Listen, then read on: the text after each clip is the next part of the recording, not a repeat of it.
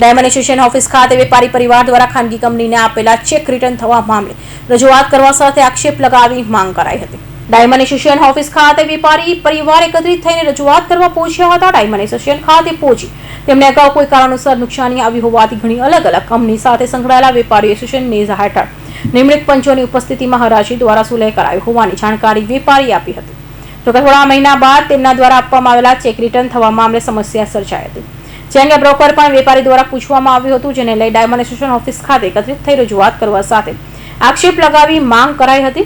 જોકે diamond association દ્વારા જણાવ્યું હતું કે એક વખત ચૂકવણી થઈ ગયા બાદ નિયમ પ્રમાણે કોઈ ઉધારણી કરાતી નથી। લોકો એટલે જે તે સમયે ડાયમંડનો વેપાર કરતા વેપારીઓ નુકસાની કરતા હોય ત્યારે જનરલી વેપારના નિયમ પ્રમાણે જે કાંઈ એની પાસે માલ મિલકત હોય તેનો પંચમાં મૂકીને ચૂકવણું થતું હોય, પણ અમારા ધંધાના રૂલ્સ નિયમ એવા હોય છે કે એક વખત ચૂકવણું થઈ ગયા પછી કોઈ એની ઉપર લેણદારો ઉઘરાણી કરી શકતા નથી।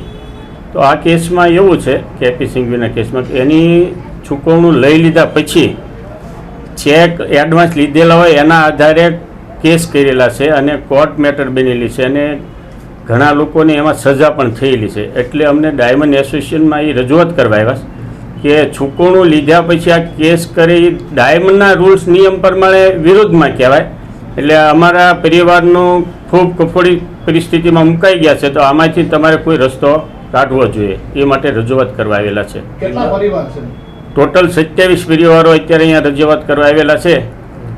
જે તે સમયે એની નુકસાની કરી હોવાથી હીરાની ભાષામાં ડાયમંડની ભાષામાં એનું ઉઠુમણું કહેવાય એવા 27 પરિવારો આવ્યા છે અહીંયા।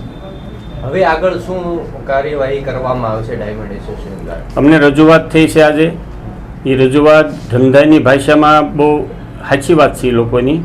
એટલે અત્યારે જ મેં કેપી સિંઘવીના ડાયરેક્ટર કીર્તિભાઈ સિંઘવી સાથે ટેલિફોનિક વાતચીત કરી છે, તો મને એની આવતા વીકમાં એસોસિએશનને મળવાનો ટાઈમ આપ્યો છે। તમે 2-3 દિવસ પછી મળજો, અત્યારે હું મિટિંગમાં વ્યસ્ત છું, તો અમે આવતા વીકમાં મંગળ બુધ જ્યારે એ ટાઈમ આપે ત્યારે અમે એને મળવા જઈને સત્ય હકીકત એને જણાવવાના છીએ।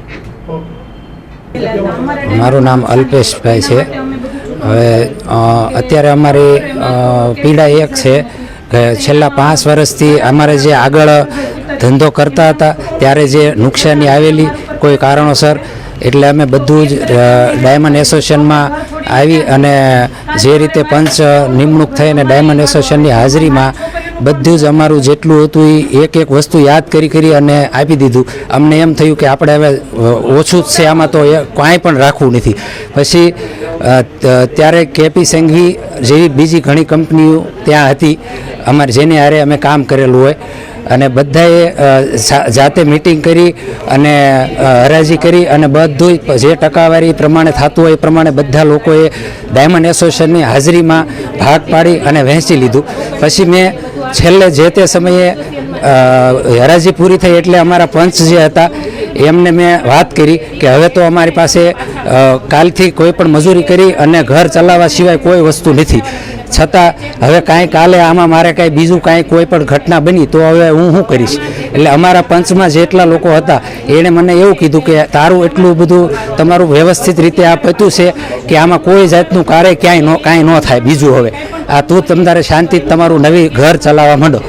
એટલે પછી અમે અમારું કામ ગોતી અને કામે ચડ્યા। પછી 6 મહિના પછી મારા મેસેજ આવ્યો કે ચેક બાઉન્સનો ફોનમાં। હવે ખાતામાં જે બેલેન્સ હતી એ અમે પંચને આપી દીધી હતી અને ખાલી ખાતું એટલા માટે ચાલુ હતું કે કોઈને એન્ટ્રી ઉલટાવવાની હતી એટલે ચાલુ રાખેલું। હવે એમાં જે રકમના ચેકો આવ્યા તો મેં સીધું ફોન કર્યો બ્રોકરને, દલાલને, કે આ કેપી સિંઘવીના ચેક આમાં કેમ આવ્યા? એટલે એણે મને એવું કીધું કે એણે તમારી ઉપર કેસ કરેલો છે। મેં કીધું કેસ કઈ રીતે? આપણે તો બધું પતી ગયું છે ને બધું જ આપી દીધું છે ને હવે તો આમાં કઈ રીતે કેસ છે? આપણો નિયમ પ્રમાણે ધંધાના આપણે ડાયમંડ એસોસિએશનના રૂલ્સ પ્રમાણે આપણે બધું દઈ દીધું અને બાકીનું આપણે ઇજ્જત દઈ દીધી। તો પછી માણસને એક વખત જીવનમાં ભૂલ કરે એટલે એનો મતલબ એવો એને જીવન જીવવાનો અધિકાર નથી। એવી રીતને મેં વાત કરી એટલે એણે કીધું નહીં એ તો એણે કેસ જ કરેલા છે એટલે હવે તમારી કેસ લડવો પડશે. પછી હું 2-3 વર્ષ સુધી એકલા એ કેસ લડ્યો કોર્ટે જઈને. મેં કોઈને વાતય ના કરી. કીધું આપણે હવે જે ભોગવવાનું છે એમાં બીજાને બિચારાને હું ઇન્વોલ્વ કરવા. એટલે મારું નામ છાડા જયશ્રીબેન યોગેશભાઈ છે. મારા પતિ ડાયમંડ સાથે સંકળાયેલા હતા. એમાં ડાયમંડમાં નુકસાની ગઈ તો એના માટે અમારા ઉપર જે ચેક હોય એના ઉપર અમારા ઉપર કેસ કરેલો છે. અમે બધા પરિવારના અમે એમાં જોડાયેલા હતા તો અમે તો એમાં કંઈ જાણતા નથી, છતાં અમને અમારા બધા ઉપર એણે કેસ કરેલો છે. તો અમે ચૂકવણું બધું કરી દઉં. અમારું ઘરેણું, અમારું બધી મિલકત અમે બધું વેચી દીધેલું છે. અમારી પાસે કોઈ નથી. મારી નાની બેબી હતી, અમારે ઘરે પોલીસવાળા આવે, અમારે બધાના ઘરે રખડવું પડ્યું હતું. તો એના માટે જવાબદારી કોણ? કાલ સવારે મારા પતિએ કંઈ અવળું પગલું ભર્યું, અમારું માથે કંઈક વધારે દબાણ રહે તો અમે કંઈ પગલું ભરવી તો મારા છોકરાનું કોણ ધ્યાન રાખશે? શું કેપી સંઘવી અમારું કંઈ કરશે? અમારું ભરણ પોષણ પોતે કરી શકશે? કઈ રીતનું પેમેન્ટ આપેલું હતું અને પછી જ્યારે આપણે ચૂકવણું કર્યું હોય ત્યારે બધા હાજરમાં હોય ત્યારે પંચ દ્વારા એમને દલાલ દ્વારા ચૂકવણું કરી દીધેલું છે. અમારી બધી વસ્તુ વેચી દીધી છે. તો હવે અમારી પાસે શું છે? કાંઈક ધંધો કરશે તો આગળ વધશે ને. હવે એ કરવા જ નહીં દે કંઈ કામ તો આગળ ક્યાં જશું? અમે શું ખાશું? ચૂકવણું કર્યું ત્યારે ચેક પાસે માંગે કેમ? ના, નથી આપેલા. દલાલ આવેલા હતા. કોના દ્વારા આ પ્રકારની કઈ કંપની છે અને કેપી સંઘવી. અચ્છા, શું માંગ છે તમારી? મને બસ અમને ન્યાય જોઈએ, એમાંથી અમને છુટકારો જોઈએ છે. જો તમારી ન્યાય સ્વીકારવામાં નહીં આવે તો અમે ક્યાં આગળ પગલું ભરશું? આપણું નામ ને આપણો પરિચય. મારું નામ પારુલબેન હિતેશભાઈ છે. હું અત્યારે અહીંયા ડાયમંડ એસએસસીમાં આવી છું. કેપી સંઘવીએ અમારી માથે કેસ કરેલો છે. 4 મહિના જેલમાં જઈ આવ્યા તોય છતાં આનો કોઈ આવ્યું નથી.